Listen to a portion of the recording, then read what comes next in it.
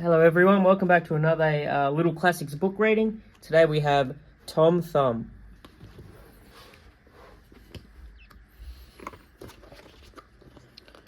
Once upon a time, a poor farmer and his wife were sitting glumly by the fire, when suddenly there was a knock at the door. An old man in rags appeared in their doorway. Bent over a walking stick, he asked the couple if they could spare some food to eat. The kind farmer led the old man to the fire to warm himself, while his wife brought him something to eat. The old man sensed that the couple was sad, and asked them what was the trouble. "We hoped for children, but have none. We'd be so happy if we had just one, even if he were no bigger than my husband's thumb," said the farmer's wife. The next day, the old man thanked the couple for showing him such kindness, and continued on his way. What the farmer and his wife didn't know was that the old man was really a magician in disguise who had secretly granted their wish. Soon after meeting the old man, the woman had a child who was perfect in every way, but there was one difference that really set him apart. He was no bigger than a thumb. "He must be what we wished for," the wife said. The happy couple named their tiny son Tom Thumb. Tom was so small that his parents were always afraid that something terrible would happen to him. One day, when his mother was busy making a cake, Tom accidentally slipped and fell into the bowl of cake batter. Unaware, Tom's mother stirred him into the cake and popped everything into the oven to bake. Tom shrieked. Hearing his cries, his mother snatched him out of the oven just in time. Worried that her son might have another mishap inside the house, Tom's mother sent him outside to play.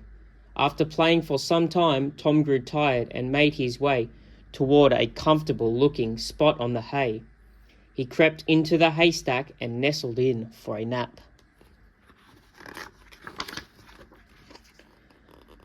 Tom's father didn't know he was fast asleep in the hay when he picked up an armful and fed it to the cows.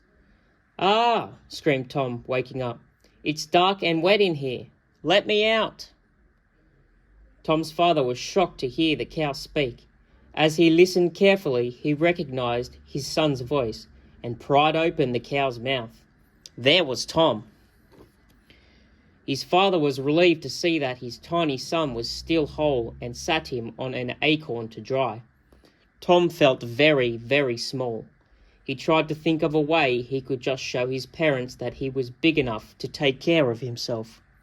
Just then, a bird swooped down and snatched him right up off the ground.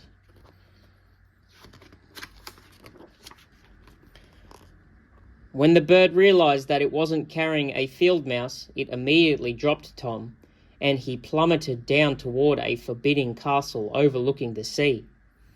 Just as Tom was about to crash onto the castle's terrace, a hideous one-eyed ogre appeared and caught him in the palm of his huge hand. The monstrous beast held Tom up to his eye and examined him closely. The ogre gulped him down like a pill. Tom had to think fast so that he wouldn't be digested. He began to jump up and down inside the ogre's belly. The ogre had a terrible bellyache and became so uncomfortable that he spat Tom straight out into the sea. Tom landed in the water with a splash. As he sank down toward the sandy bottom, a great speckled fish opened its mouth and swallowed him whole. Some passing fishermen caught the fish and decided to present it to the king. When the fishermen presented their catch to the king, something could be seen wriggling inside the fish. Suddenly, out of the fish's mouth popped Tom Thumb. The king was so delighted with his small gift that he made Tom his court jester. Tom's rags were immediately replaced with fine velvet robes. The king carried Tom in his pocket everywhere he went, taking him on hunting trips and to royal balls. Everyone was charmed by the king's tiny companion. The king grew very fond of Tom. He even had a tiny replica of his own bed made for him. It was placed in the royal chambers right next to the king's bed. One evening, at a royal feast, Tom overheard 2 attendants of the king's royal court plotting to rob the king. Tom was quick on his feet. He approached them and whispered, "I'm also tired of entertaining the king and would like to help you with your plan. I sleep in the same bedchamber as the king and can easily steal the key that unlocks the royal treasury. But you must promise me 1/3 of all the riches you find." "What a perfect plan," said one of the attendants.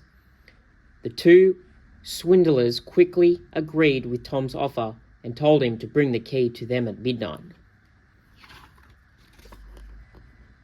That evening, when the king was sound asleep, Tom slipped out of his little bed and carefully climbed up the king's bedpost, where his royal robes hung. Tom tried pulling the key out from one of the robe's pockets, but it was much too heavy. He pulled with all his might until both he and the key flew backward onto the floor. Thankfully, the key landed on top of Tom without waking the king. Hauling the key with all his strength, Tom snuck out of the royal bedchamber, through the hallway and up the tower steps, past a sleeping cat. It was quite a way for such a small boy. At last, he reached the treasury door where the 2 schemers anxiously awaited the key. When they saw Tom, they grabbed the key from him and hastily opened the treasury door. When they swung open the door, the royal attendants were very surprised by what they saw. The room was filled with the king's guards. They were caught red-handed. Tom had alerted the guards of the royal attendants' devious plot to rob the king. He felt that it was best not to tell the king right away until the thieves were caught and thrown into the castle's dungeon. When he learned of Tom's valiant deed, the king ordered that a special ceremony be held in Tom's honour. When asked if there were any special guests that he would like to invite, Tom named his parents. "And so it shall be done," announced the king. A royal coach was sent to pick up Tom's mother and father, who were dressed in fine robes and jewels. They watched proudly as their son Tom was knighted for his bravery. From that day forward, Sir Tom Thumb and his parents lived happily and comfortably at the royal palace. That is it for our book today, Tom Thumb.